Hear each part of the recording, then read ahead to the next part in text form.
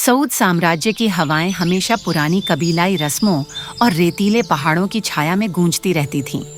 यहाँ के लोग मजबूत इरादों वाले थे।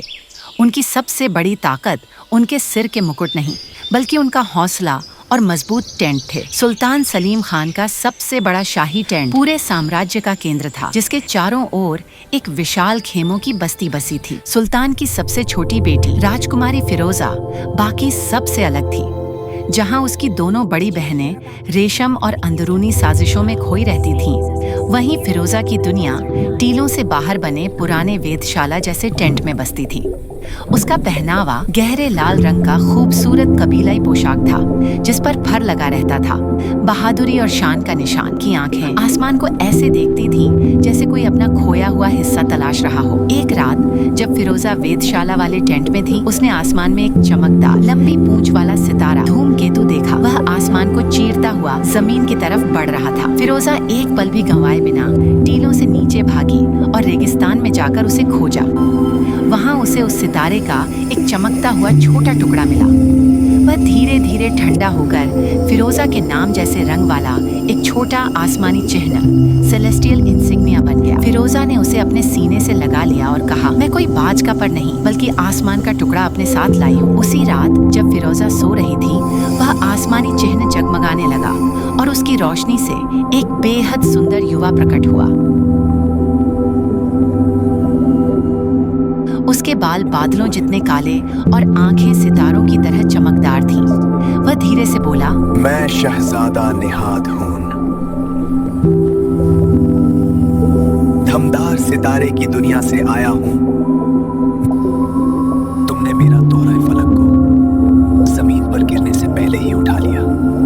अब मैं हर रात यहाँ आऊंगा जब तक सितारा मुकम्मल तौर पर आसमान से गायब नहीं हो जाता। राजकुमारी का दिल, जो किसी भी सरदार से कभी नहीं डरा था, पहली बार तेजी से धड़क उठा। उस रात से दोनों की दुनिया बदल गई। फिरोजा उसे रेगिस्तान की बुद्धिमानी सिखाती और नाहिद उसे आसमान के रहस्य बताता। दोनों के बीच एक अनोखा रिश्ता पनपने लगा, जो धरती और आकाश दोनों से परे था। फिरोजा की बड़ी बहन राजकुमारी यास्मीन उसकी चमकती आंखें और मुस्कुराहट देखकर जल उठी।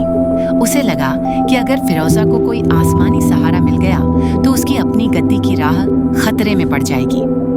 एक रात यास्मीन ने फिरोजा का पीछा किया और टेंट की दरार से राजकुमार नाहिद को देख लिया। जलन और लालच में उसने एक भयानक योजना बनाई। वह जानती थी कि नाहिद वेधशाला के बड़े शीशे से होते हुए आता है। अगली रात नाहिद के आने से थोड़ी देर पहले यास्मीन ने उस शीशे की दरारों में जहराए मर्ग नाम का एक जहरीला ठोस पदार्थ भर दिया। फिरोजा उस वक्त गहरी नींद में थी।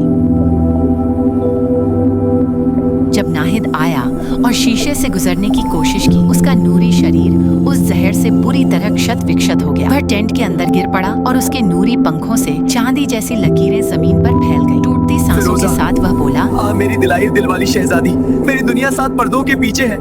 मैं वहाँ कैद हो चुका। अगर तुम्हारा प्रेम सच्चा है तो तुम्हें मुझे तलाशना होगा, लेकिन यह रास्ता आसान नहीं होगा। तुम्हें 3 महान शक्तियाँ लानी होगी, कोहे जुल्मत की तलवार, बहारे सहर के जूते और गूंगे तूफान का चोगा। अगर धूमकेतु पूरी तरह आसमान से गायब हो गया तो मैं भी हमेशा के लिए गायब हो जाऊंगा। सुबह जब फिरोजा जागी, वहाँ सिर्फ नूर की कुछ चांदी जैसी बूंदें रह गई थी। उसके दिल में दर्द भी था और आग भी। फिरोजा ने बिना समय गंवाए, उसका सफर कठिन था, पत्थरों से भी कठिन, क्योंकि इसमें जादू और छल भी थे। फिरोजा पहले अंधेरे पहाड़ों की घाटी में गई, जहाँ एक पहाड़ी जादूगरनी रहती थी। जादूगरनी ने उसे एक ऐसी तलवार दी जो सिर्फ अंधेरे को काट सकती थी, पर बदले में उसने फिरोजा की बुद्धिमानी को परखा। फिरोजा ने सिखाया कि असली ताकत सिर्फ काटने में नहीं, बल्कि दया में होती है। जादूगरनी ने उसे पहला तोहफा दिया, एक चांदी का देखने वाला यंत्र जो हर चीज की असलियत दिखा सकता था। दूसरी मंजिल जादुई समुद्र का किनारा था। फिरोजा ने अपने साहस से समुद्र की सबसे खतरनाक लहर को बिना डरे पार किया। समुद्री रानी ने उसे हवा और रेत पर दौड़ने वाले जादुई जूते दिए। दूसरा तोहफा सोने की सुई और धागा, जो किसी भी टूटे रिश्ते को जोड़ सकता था। आखिरी परीक्षा एक खामोश रेत तूफान में थी। फिरोजा ने कई दिनों तक बिना बोले धैर्य दिखाया। पिरे खामोशी ने उसे चोगाए खामोशी दिया, जो पहनकर वह नूरी दुनिया में कदम रख सकती थी। तीसरा तोहफा था एक आसमानी दिया, जिसकी लौ सिर्फ सच्ची मोहब्बत के रास्ते पर चलती थी। तीनों शक्तियों और तीनों तोहफों के साथ फिरोजा नूरी दुनिया में पहुंची, जहां आसमान की जादूगरनी झेरा नाहिद को सुलाकर उसकी रोशनी का इस्तेमाल कर रही। फिरोजा ने वेश बदलकर उसकी दासी का रूप धारण किया और हर रात नाहिद तक पहुंचने लगी। उसने चांदी का यंत्र इस्तेमाल किया और देखा कि नाहिद पर हजारों अदृश्य नूरी बंधन थे, लेकिन वह फिर भी बेहोश था। उसने सोने की सुई और धागे से कुछ बंधन तोड़ने की कोशिश की, पर नाहिद नहीं जागा। समय खत्म था। फिरोजा ने आसमानी दिया जलाया। उसकी लौ नाहिद के चेहरे पर पड़ी। फिरोजा ने अपना ताज और कानों की सुंदर बालियां उतार कर उसके पास रख दी और रो पड़ी। ये आंसू कमजोरी के नहीं, बल्कि प्रेम और अटूट इरादे के थे, जो झरा के जादू से ज्यादा शक्तिशाली थे। जैसे ही उसके गर्म आंसू नाहिद के चेहरे पर गिरे, वह अचानक जाग उठा।